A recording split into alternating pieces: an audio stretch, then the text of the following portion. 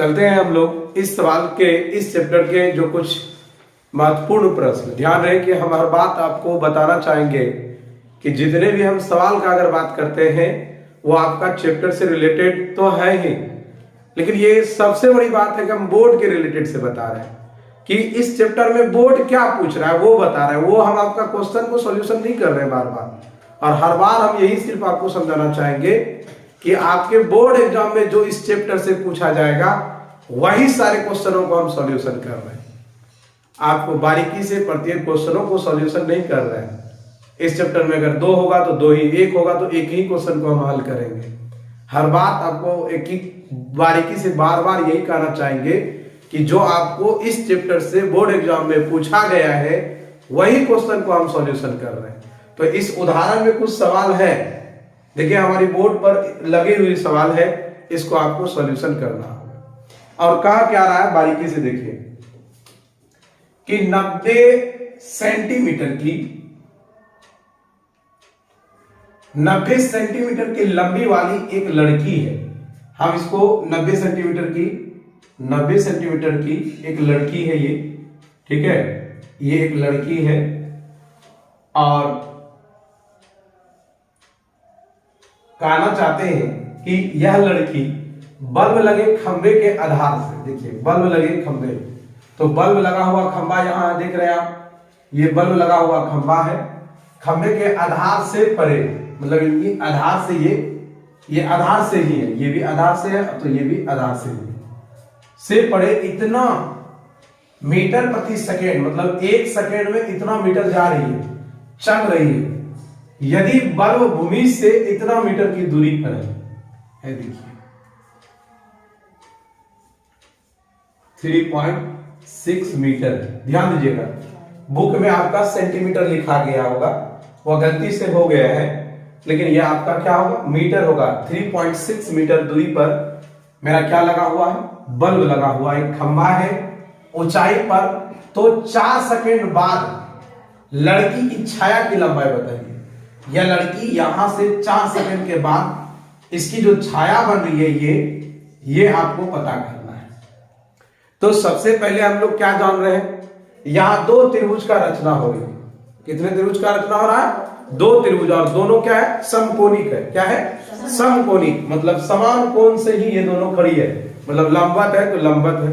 देखिए अगर लंबवत है तो आप लोग यहां देखते होंगे कुछ जरूर, इन दोनों त्रिभुज को देखिए गौर से,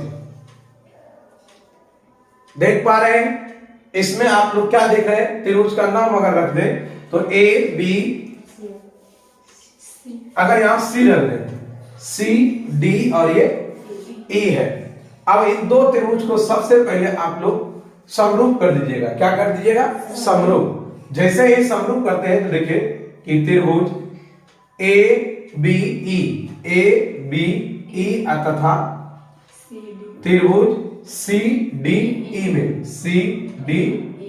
में जैसे ही इसको हमने लिया तो इन दोनों त्रिभुज को सबसे पहले हम लोग क्या करना होगा, समरूप। क्या करना होगा, समरूप। जैसे ही समरूप करते हैं तो देखिए क्या आएगा आपका, ABE बराबर CDE। कैसे भाई, 90 डिग्री से, यहां भी 90 है और यहां भी 90 है। दूसरा देखिए तो सर AEB बराबर CED। ये क्या है, उभयनिष्ठ है, और उभयनिष्ठ मतलब वैसा कोण जो कि दोनों त्रिभुज में हो, वैसा कोण जो दोनों त्रिभुज में होता है वह उभयनिष्ठ कहलाती है, और दोनों बराबर हो गया, अतः समरूपता की कसौटी A और A से दोनों त्रिभुज ABE और समरूप त्रिभुज CDE हुआ। यहां तक कोई दिक्कत है, कोई दिक्कत नहीं है। जब अभी तुरंत हमने 6.3 वाली परिमेय में मैंने क्या देखा, यदि दोनों त्रिभुज समरूप हो तो भुजा क्या होती है? समानुपाती होती है। संगत भुजाएं समानुपाती होती है। तो इन दोनों त्रिभुज का संगत भुजा भी क्या होगी? समानुपाती होगी। यदि अगर हमको बात करें, अगर इसका हम लंब लेना होगा तो इसका भी क्या लेना होगा? लंब लेना होगा। अगर इसका हम आधार लेते हैं तो इसका भी क्या लेना होगा? आधार लेना होगा। तो चलते हैं,